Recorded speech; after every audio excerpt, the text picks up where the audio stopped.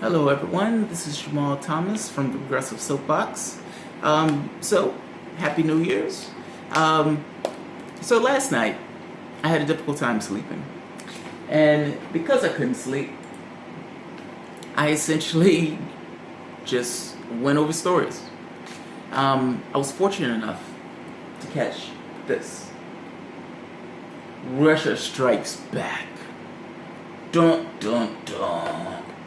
I mean, to be fair though, you had to think that a guy that was riding a bare-chested, was probably going to need to fling his gonads about. Alright, so let's see what's going on.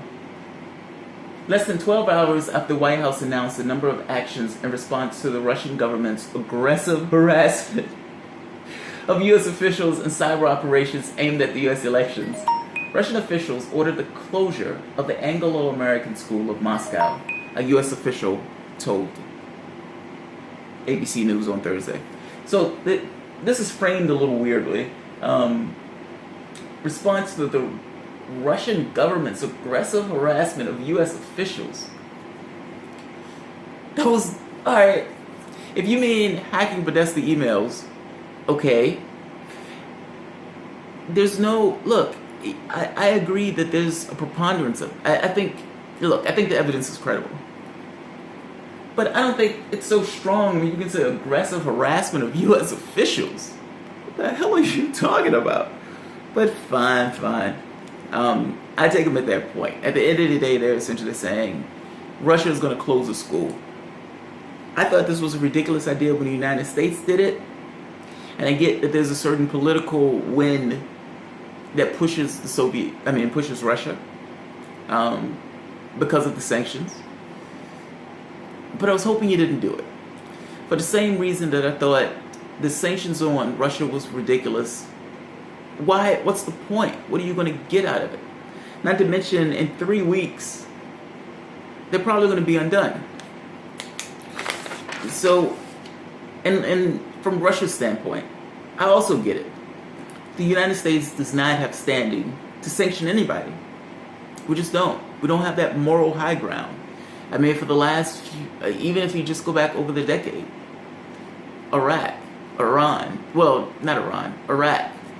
Libya, and stated objectives of overthrowing Syria.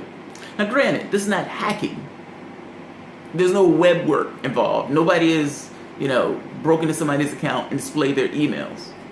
No, what we were doing was worse because we were toppling democracies, killing a lot of people in the process. So, look, I agree with you on that front. But your response is to shut down a school. What the hell does a school have to do with any of this? But before I got too far into that, additional news broke. From Reuters, Friday morning briefing, Putin rules out retaliation. Well, that was fast. President Vladimir Putin ruled out expulsion of anyone in retaliation to President Barack Obama's order to throw out 35 suspected Russian spies. Hours earlier, Foreign Minister Sergei Lavrov floated a proposal that 35 U.S. diplomats would be expelled. Okay. I agree, but gotta ask the question why? What changed? And not just what changed, you gotta wonder if the reason why Putin is not retaliating has more to do with him just kind of assuming that when Trump takes office, he's gonna undo it anyway. Essentially, why do I need to get into a pissing match? I can take the high road. In 3 weeks, my guy is going to be the president of the United States. And we're going to reset the relationship between our two countries. That's what I think is essentially going on. And Garry Kasparov, one of my favorite chess players actually, and a Russian political activist, agrees. He made the same point. That this is more likely than not, Vladimir Putin is wagering that in 3 weeks, Donald Trump is going to undo these. So that makes me feel a little weird. I don't necessarily, I'm uncomfortable with that relationship there, but at the same token, I am more uncomfortable with the path Democrats was going. Yeah, I guess good. They're not retaliating. Good. It's not escalating. Because of the relationship. And, I describe as being that taste in the morning, like after sleeping really, really hard, and you first wake up. And you like, ugh. That's what that relationship feels like. All right. So let's keep it moving. Let's go to my second story. Sam Seder. So before I start the story, I need to get across a little bias. Sam Seder did a story in which he, I don't want to say ambushed Jimmy Dore, but he essentially brought Jimmy Dore on his show and browbeat him. He wagged his finger at him. How dare you tell people that they can vote for another candidate other than precious dear leader Hillary Clinton? I mean, it was actually hard to watch. I mean, Jimmy wasn't there. And so Sam was like, yeah, Jimmy, it's not funny. Nobody's laughing here. Well, yeah, it wasn't funny because you were dragging all the air out the room. And I got to be honest, Jimmy was right. I mean, not necessarily in the sense of what he thought politically was going to happen, but he was right in the sense that democracy is not the problem. Third parties are not the problem. The party is your candidate, dude. And I know he was for Bernie early on, but yeah, I didn't necessarily like the way that segment went. But that being said, I am right in my critique here. So in this video that's upcoming, we're going to see Sam Seder cry on camera. Whine and whine about Comey. Big bad Comey. Stole the election from Hillary Clinton. Big bad Comey. How dare Comey? Why? Why Comey? Alright, let's see him. Let's see him whine. I mean, part of me thinks this is sad, but I don't feel like we need to litigate the various reasons as to why Clinton lost. I think he's not going to litigate the various reasons. He really just wants to litigate or talk about one. And he's not even talking about it in a litigated fashion. It's just talking about it to bitch. So let's hear him bitch. Go ahead. Go ahead, Sam. Get it off your chest. There's broad agreement that there's a lot of different factors. And I also... That is the most ridiculous comment. There's broad agreement that there's a lot of different factors. Yeah, I would imagine so. There's a lot of different factors for pretty much everything. Not just the election, but okay, I'm picking. Let's keep it moving. I think that there's a good argument that things shouldn't have been close enough that any one factor, small factor, could have made the difference, but it did. And certainly, I think if according to people like Nate Silver, the James Comey announcement that they were reopening or not reopening or whatever that vague implication of that announcement was about, that was taken as like, we found new evidence, there's reason to open up the case again on the private email server. I guess it was yesterday, the warrant that was issued after that announcement 2 days later was brought to light by a FOIA request, and the warrant looks like absolute garbage apparently. Well, that's what the legal experts say, and I mean this is like across the board. I haven't read anything. Maybe they're out there. I don't read everything that's written, but nonetheless, I've not read anything from legal experts saying, "Yeah, this is a good warrant. Lots of probable cause there." I mean, it was very strange. And setting aside the implications of whether or not it was the deciding factor in the election, the fact that it happened at all should be deeply, deeply concerning to Americans. The fact, even if Clinton had won, this should have been deeply deeply concerning to all Americans. But it's easy. I mean, yeah. But, come on. There's a lot of stuff that should be deeply troubling to Americans. I mean, the electoral system in general in America is grossly anti-democratic. You have one party that's tilted towards keeping people away from the polls. You have a system that, in the last 20 years, have put the person who won the popular vote, essentially put the person with the most amount of votes, or with the least amount of votes, in office. So, look, Sam, I agree with you that there was some degree in which Comey affected policy. But come on, dude. I need you to focus. And you can spend your time shit-kicking and licking your wounds, crying on camera in a sweater vest with a 5 o'clock shadow. But the election was nearly 2 months ago. Come on, dude, I need you to man up a little bit. And I don't mean man up in a somewhat of slightly sexist way. I mean it with the specific definition of macho-ness. I need you to catboy up a little bit. This is not the time for crying in public. This is the time, maybe for panicking, but not for crying. I need you to come to a few conclusions. And of those conclusions, I need you to accept that Hillary Clinton was the worst candidate for this particular time. I need you to accept that the Democratic Party fucked themselves over when they fucked Bernie Sanders over. I need you to accept she stood for nothing, and when she needed people, they did not stand for her.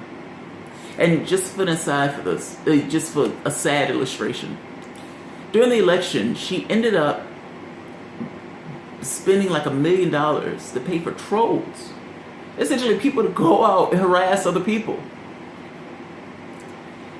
The problem was she couldn't get an organic groundswell of people to be online soldiers for her.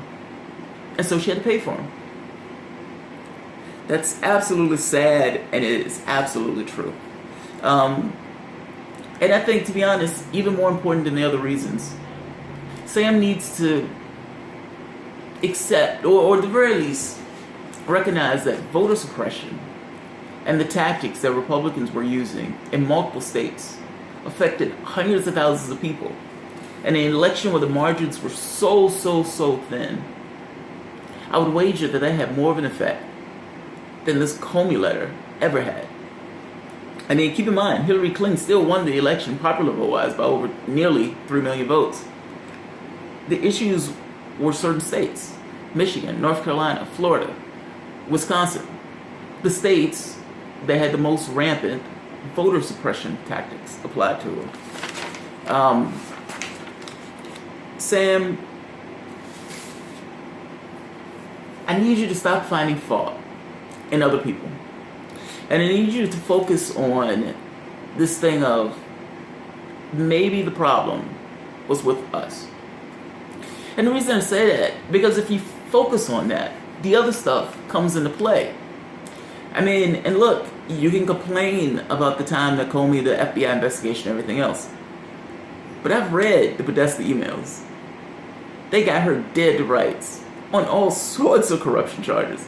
So, I grant you, I don't know what Comey's intentions were, even if they were political. I grant you, look man, it was an inopportune moment. And I agree with you that she should not have been anywhere near close to a reality television host. Look, do you know on the day that Trump won the election, I think it was around 60% of the people found him to be unqualified. He won that election where they found him unqualified. I mean, I think it was like 57% didn't even like him.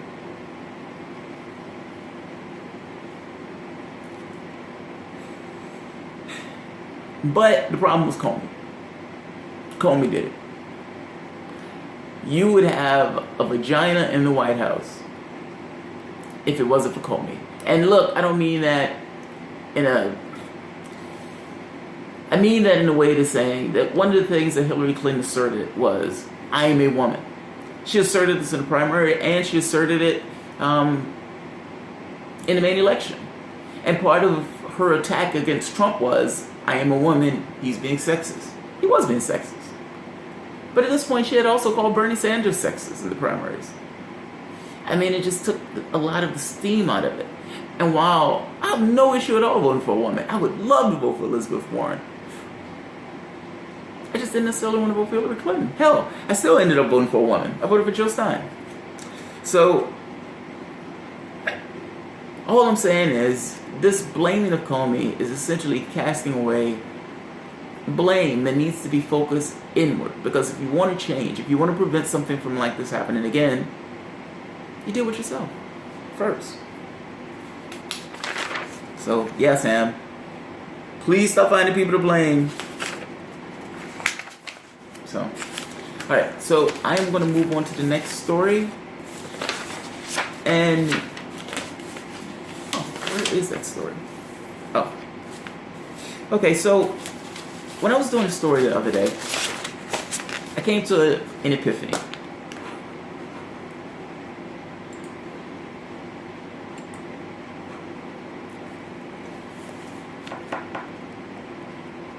It occurred to me that on the issue of the Dakota Access Pipeline, Obama caved to pressure on it. Granted, it took months, it took a lot of people getting hurt, but at the end of the day, Obama granted or denied an easement while at the same time approving 2 other pipelines. My point is, it's very likely that Obama, or it's very least possible, that Obama was going to allow that corporation to take that land. And that just the efforts of the people protesting and putting money out and all around the country showing focus. Not to mention the last straw being those military guys marching on a stake to defend the native inhabitants. It got me wondering, what else could we have pushed Obama on? And it made me also realize that, to some degree, the lack of if there was anything that was missing in his presidency, some of that had to be put on us. When he took office, we just let him do his thing. And look, to give historical context to this is LBJ and Martin Luther King. And there's a famous exchange between Martin Luther King and LBJ. Well, he wanted to do the Voting Rights Act. He had used up a lot of his chits on the Civil Rights Act, and he had just engaged in a very long romance with Martin Luther King Jr. to make sure that King put his people on the streets and kept people's feet to the fire and move along. And he essentially said to King, make me do it. He wasn't being an asshole. He was saying that to King because he wanted to create a groundswell of support. He wanted the political cover to go in and say, yeah, I want to pass this. Because, look, there's all those people out there who say they want this, and there's a lot of popular support for it. We did no such thing with Obama. When Obama took office, we gave him the reins, and we sat back. Part of the reason we sat back was because, if we're being honest, he was the first black president. And there wasn't quite sure how to critique, if that makes sense. The second reason is because Republicans were so rabidly against him that you almost felt like you had to protect him, even making up for some of his faults. They wanted unyielding opposition, and that's what they did. And so again, it felt, oh man, I don't necessarily want to pile in on that stuff. That stuff, a lot of it is unfair. Yeah, my criticism would have been necessarily, I think, a bit fairer. But it doesn't matter. At the same token, it just feels like everybody's piling on. Last, we like Obama. I mean, if I'm being honest, if Obama came in this door right now, my wife made this point that I would essentially become a Japanese schoolgirl. Oh my God, Obama! And I probably would. I mean, I criticize him because I criticize policy. There's certain policies that I like based upon my own moral compass.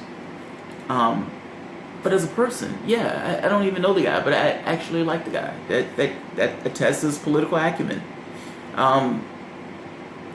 But as sure as they're gonna try to unravel that presidency at the first moment they get, first day in office, we hurt his presidency by being complacent. I'm pretty sure there would have been things that he would have had a larger legislative record or more impressive legislative record if we were pushing him to quote unquote make him do it.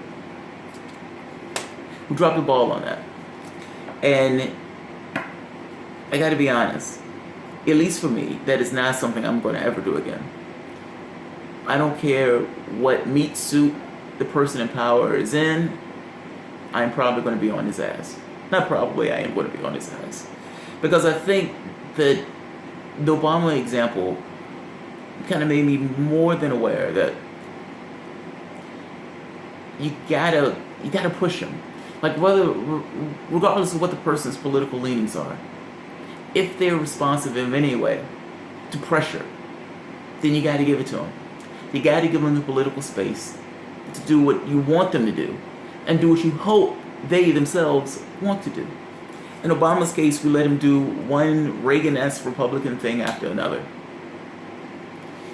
And at the end of 8 years, when Hillary had to run, and she said, I'm going to do a third term for Obama, the public did not want it. So, regardless of how popular Obama was, he lost everything. White House, House, Senate. And granted, you can't necessarily credit all that on him, but it just so happened that the election, the turnout was low. And because the turnout was low, Republicans have an advantage in the cases where the turnout was low. And a lot of that had to do with who was on the ballot. So, alright. So for the fourth story, John McCain. So a friend at work really likes John McCain. He's a military guy, and so he looks at John McCain as being another military guy. So he likes him. And look, nothing wrong with that. It is what it is. So John McCain isn't going to let Rex Tillerson become Secretary of State without answering some tough questions about Vladimir Putin. You tell him, McCain. Let's see this tough guy. Look at him. There you go, big tough guy. One of McCain's chief concerns about Tillerson's relationship with Putin, as he explained, was that Tillerson had opposed sanctions against Russia after the superpower's annexation of Crimea. McCain has long been a staunch critic of Putin, including his famous quip that he looked into Putin's eyes and saw three things: a K, a G, and a B. That's actually pretty funny. I like that.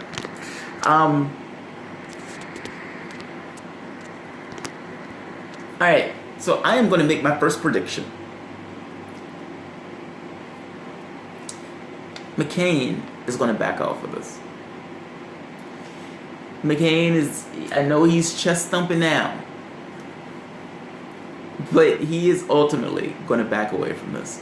And to be fair to the article, it just says he's not going to let him become Secretary of State without some tough questions. It doesn't mean that he's not going to let him become Secretary of State. And look, don't get me wrong. John McCain gets up in the morning for this type of red meat. Like, if right now, this very moment, if you were hiding behind a bush and you say, Russia, Russia, Russia, John McCain will turn around and punch the first person he sees. There's a witness somewhere that said, there's no witness that said it. My point is, he has a core on this. Like, he does have concerns about Cold War stuff. I mean, he's a war guy, he's a hawk. So, I'm not surprised that he's going to have questions about the Tillerson thing. But I think, if anything, the prior election showed that he is responsive to political pressure. And he courted the Obama vote. He supported Trump for a very long time, even after Trump bashed him over and over again, saying that he prefers soldiers who weren't captured. I'm stunned that he could get away with that, but he did. But he absolutely did. My point is, he will bow to political pressure. And if Trump is out hammering him over and over again, he'll capitulate. And so would his girlfriend, Lindsey Graham.